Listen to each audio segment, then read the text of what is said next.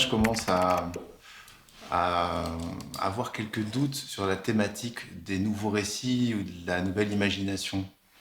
Parce qu'on est des êtres tellement d'imagination et de représentation qu'on finit par croire que la vache qui rit, le petit fromage avec les boucles d'oreilles, la vache est sympa, ça va bien se passer, tout va bien, et puis on mange ce triangle, je ne sais même plus ce qu'il y a dans le triangle. Et donc il y a un incroyable imaginaire qui fait que comme enfant, j'ai mangé des vaches qui rient en associant ça à du plaisir et en n'ayant aucune idée de ce qu'il y a derrière la vache qui rit. Et donc je trouve qu'on est tellement des êtres d'image que de se dire qu'il faut des nouvelles images, j'en suis pas sûr. Je trouve qu'aujourd'hui, ce dont on a besoin, c'est de se servir des yeux, des oreilles, du nez et d'être dans le réel. La crise, elle n'est pas la crise de l'imagination, c'est qu'on n'a pas réussi à sortir de notre dissociation. On dissocie tout le temps. On passe notre temps à dissocier. Moi, je vis à la campagne aujourd'hui. J'ai une belle fille, bon, elle a 11 ans, et il y a des poules dans le jardin. On mange un poulet. Et je lui dis, bah, tu vois, on mange, là, côte-côte. Il y en a une qui s'appelle Brigitte, elles ont chacune leur petit nom. Bon, elle me dit, ah ben non, faut pas me dire ça, c'est horrible. Ah oui, mais je dis, mais écoute, c'est une poule, c'est la dissociation. Donc l'imagination fait qu'on peut avoir pour un enfant la poule, ça va être un personnage de Pixar, ça va être sympa, tout ça c'est mignon. Et puis du coup, les nuggets du McDo, c'est complètement autre chose. Et moi je crois que c'est pas une crise de l'imagination, c'est une crise de la dissociation. Et pour, à mon avis, sortir de la crise de la dissociation, c'est être dans l'éducation du réel. Alors là, pour le coup, beaucoup de gens parlent aussi de la séparation entre le vivant, la vie urbaine. C'est vrai que toute notre vie urbaine, on est entouré d'objets qui sont sortis de l'imagination de l'homme, de la sensibilité de l'homme.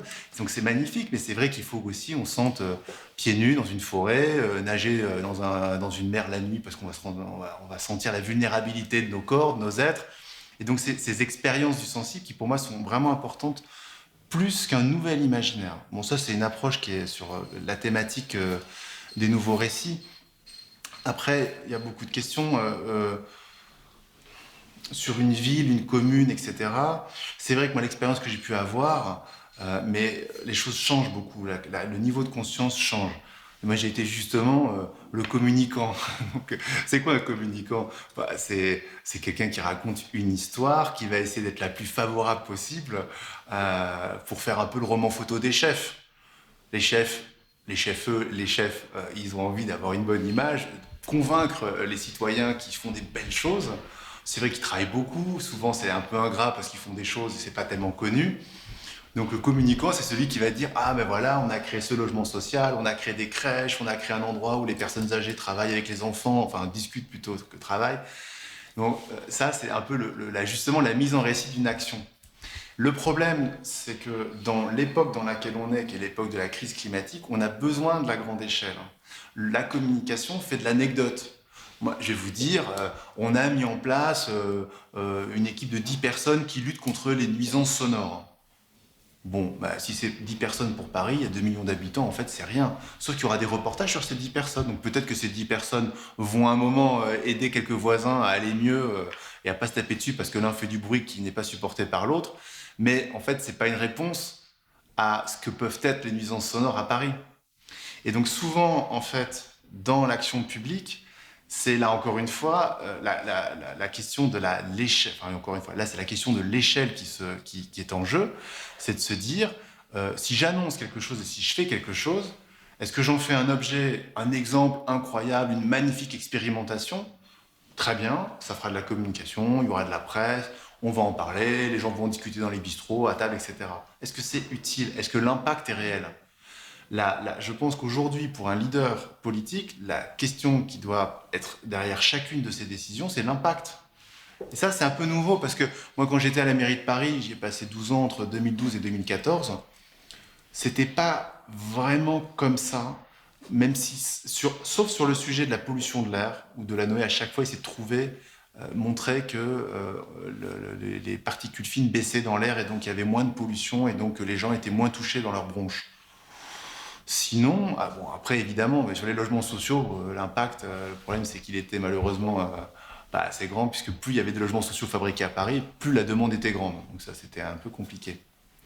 Mais là, si je prends un exemple, quand Anne Hidalgo, à un moment à Paris, annonce qu'elle va faire un parking relais de 2000 places, et qu'elle présente ça comme une de ses politiques pour faire justement baisser la place de la voiture dans la ville, bah, c'est pas à l'échelle de Paris. Donc ça, c'est une anecdote.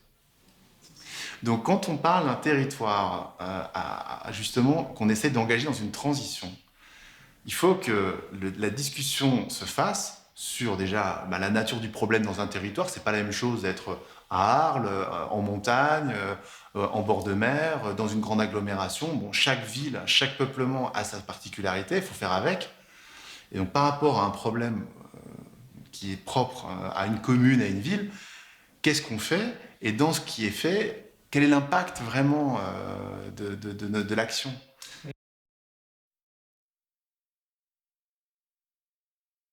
Il y a des éléments qui peuvent être donnés, et c'est d'ailleurs ça pose une question parce que ça va devenir après abstrait.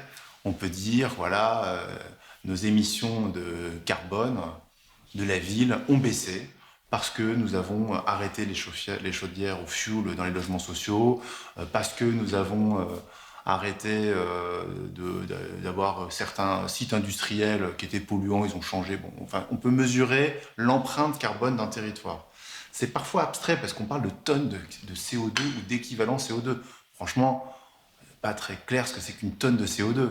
Et d'ailleurs, nous-mêmes, dans nos quotidiens, on a du mal à évaluer. C'est pour ça que les gens se font ennuyer avec l'avion. C'est que d'un coup, quand on parle d'un vol en avion, ça fait exploser les tonnes de CO2.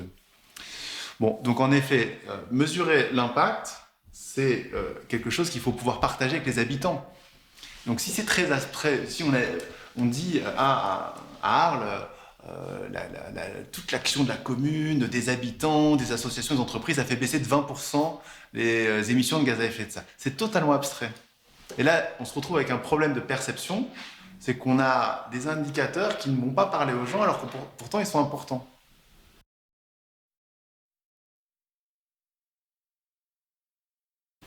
Moi, pour l'artiste,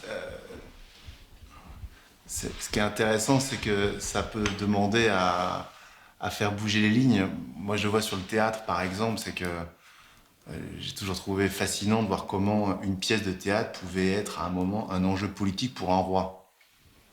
Et que la question de la censure se posait, c'est-à-dire que, comme dans le théâtre antique, où on formule des émotions corporelles qui soignent un peuple, qui se voit représenter ses dilemmes, représenter son tragique.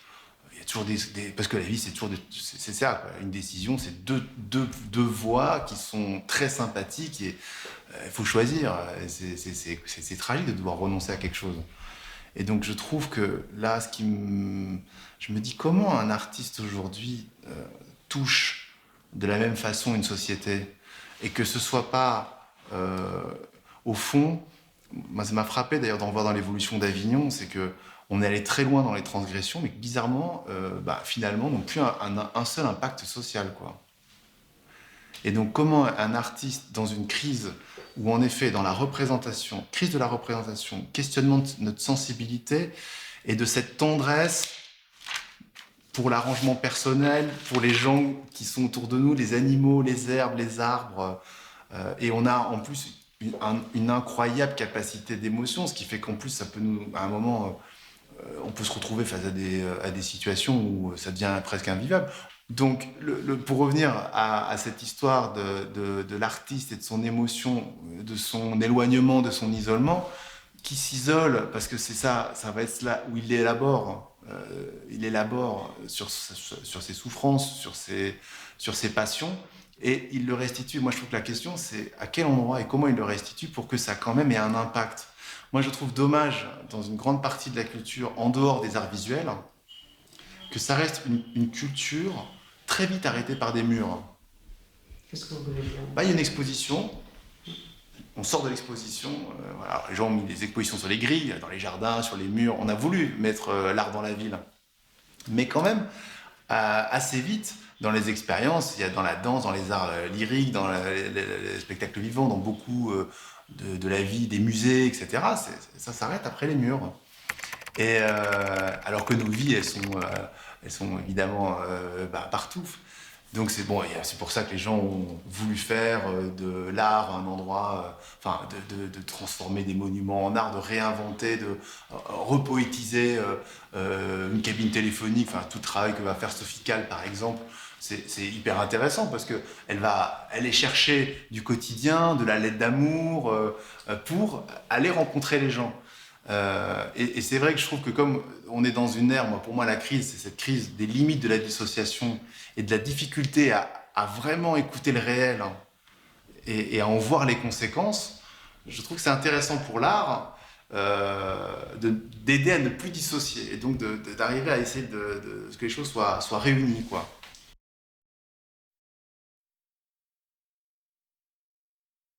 Bah, c'est super, j'adore cette question. Parce que c'est vrai que par exemple en France, franchement on n'est jamais sorti de Gaulle. Mais qui est le dernier président soldat, qui est le dernier président qui a eu une question de vie et de mort. Et ce qui a été aussi souvent le rôle d'un chef, et on le voit dans des pays comme le Liban où la mort elle est encore là, c'est-à-dire que les gens se font assassiner, c'est des questions de vie ou de mort la politique.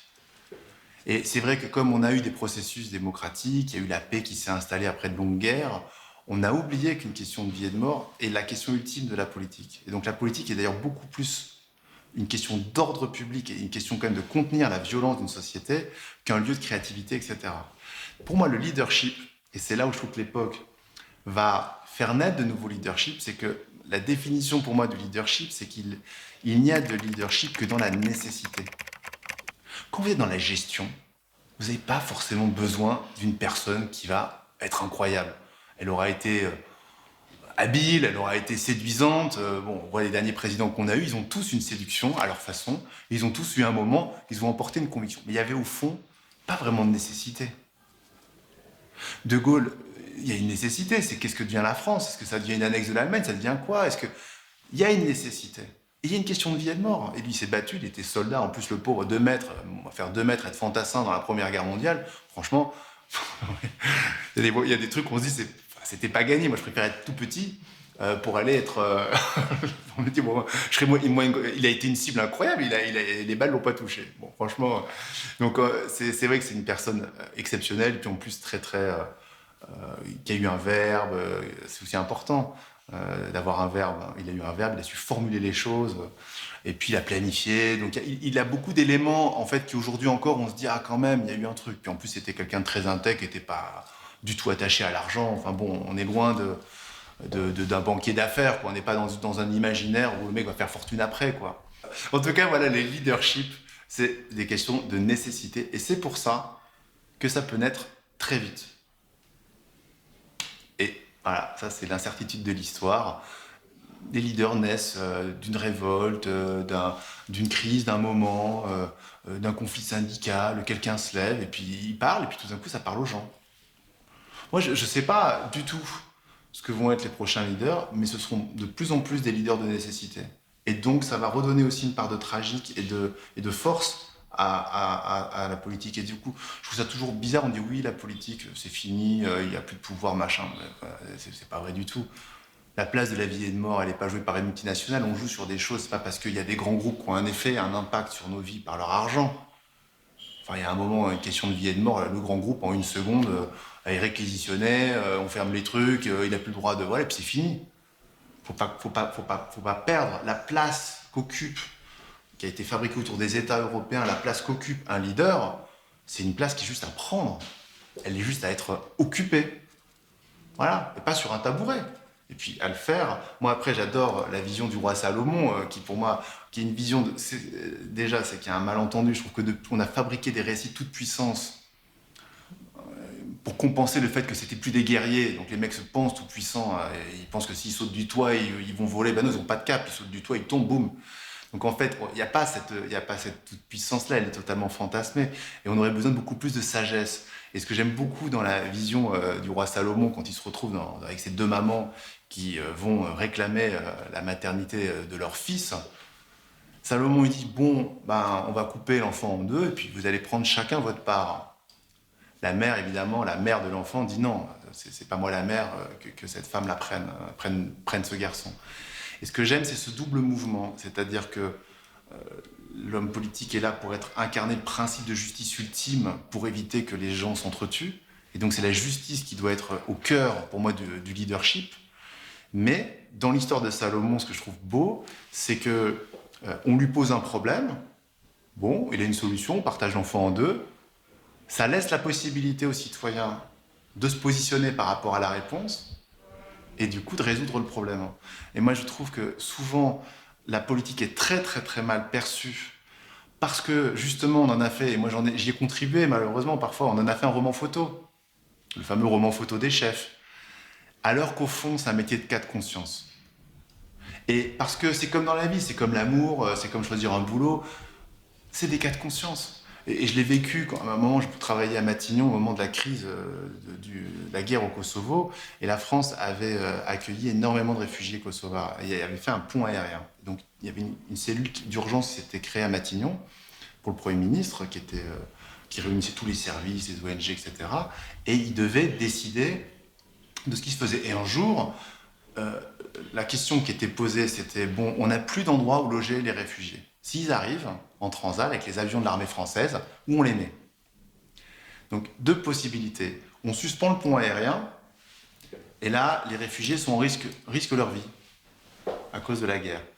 On les fait venir, ça peut poser problème avec les habitants s'ils sont dans la rue, etc. Ça, c'est la politique.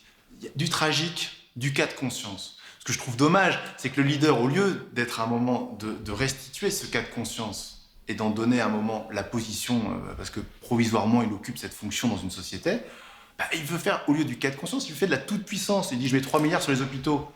Moi, c'est d'abord ces 3 milliards, c'est pas sa générosité, puisque les impôts sont cet argent. Et donc, en fait, je trouve que ce qui est dommage, c'est que moi, j'aimerais que donc, dans cette époque de nécessité, il y ait ce leader qui soit un leader qui mette la justice et le cas de conscience au cœur de son dispositif, en essayant d'apporter sa sagesse et l'expérience de la vie, au lieu de nous faire croire qu'il est un super-héros de Marvel qui va une fois de plus traverser le ciel avec ses bras tendus en avant, quoi. Et je trouve qu'on est dans un truc très très d'ailleurs en fait des enfants où on a envie que ce soit Superman qui soit le président ou Superwoman et ben non et ben non.